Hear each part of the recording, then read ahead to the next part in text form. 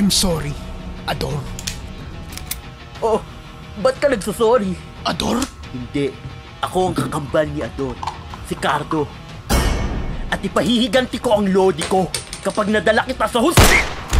Whew, feeling action star ka nga talaga sa powerbank na to. Bakit? Panoorin nyo to. Pero bago tayo magsimula, I'm trying to reach 2,000 subscribers, kaya kung hindi ka pa nakakapag-subscribe, subscribe ka na. Thank you, and tara!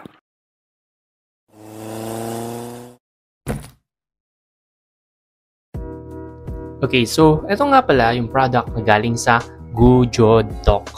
Yeah, Gujodok. So unboxing muna tayo sa powerbank na to. Pagkabukas ng box, makikita natin agad yung powerbank pero wala pang nakalagay na battery dyan. So itong powerbank na to is meron 22.5 watts fast charging. So next is yung user manual, and sa ilalim naman, makikita natin yung dalawang battery na merong 5,000 mAh each. And finally, meron tayong hand strap and meron tayong charging cable type C to C. So kung nakikita nyo yan, may kailangan kayong i-slide papunta sa unlock. At kapag in-slide nyo yan, parang mag-i-eject na yung lalagyan ng battery. Ang i-push pababa para ma-lock ulit. So unlock and then lock. Kumuha muna tayo ng isang battery.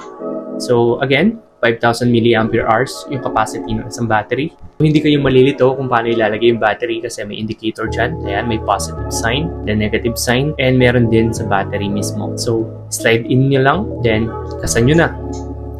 Then that's it. Ready to use na yung ating power bank. Meron yung state, unlock, and then yung kanyang output.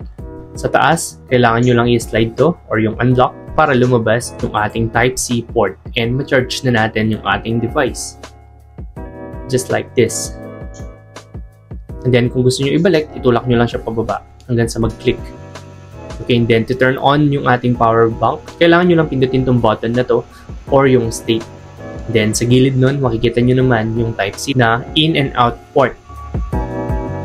Ibig sabihin, kapag low-bat na yung power bank, pwede natin siyang i-charge through this port. And pwede rin tayong mag-charge ng iba pang device dun din. So, paano siya gagamitin? Yan, lock nyo lang, and then isaksak. Then, makikita nyo, available yung supercharging para sa aking Huawei device. Kasi yung supercharging ng Huawei device ko is nasa 20 watts lang yata if hindi ako nagkakamali. Malalaman nyo na gumagana yung fast charging nyo or quick charging kapag umiilaw yung green na LED light or LED indicator.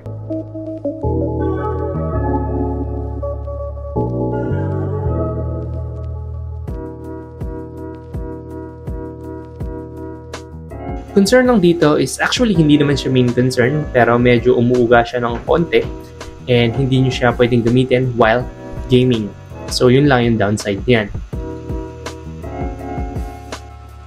Meron tayong strap kung ayaw nyo mabagsak yan or kung gagamitin nyo siya habang naglalakad kayo para mas safe yung device. So, ganyan lang yan. And feeling action star na nga kayo. Ganyan yung itsura niyan sa labas. And matibay din yung kapit niyan, guys. Hindi siya basta-basta nahuhulog. And again, dahil nga hindi siya magagamit sa gaming kapag nakasaksak yung isang port, pwede naman tayong gumamit ng cable. And yung good thing about sa cable na to is quick charge din siya. Ibig sabihin, kung gagamitin natin tong cable, asahan nyo na gagana rin yung 22.5 watts fast charging. So yun lang yung kagandahan dito. And kapag nalobat na yung battery, so slide lang natin ulit. Then palitan lang natin yung battery. So ganun lang kadali. And also yung maganda sa power bank na to is kahit 5,000 mAh lang yung pwede nating ilagay, pwede tayo mag-charge ng 2 devices at the same time. Pero syempre, paghahatian nila yung power ng ating power bank. And mas mabilis mauubos yung battery natin. And so, kaya nyo mag-charge ng dalawa. Kaso, hindi nga lang ma-activate yung fast charge kasi maghahati na sila sa power. Para sa akin, napakaganda ng design ng power bank na to.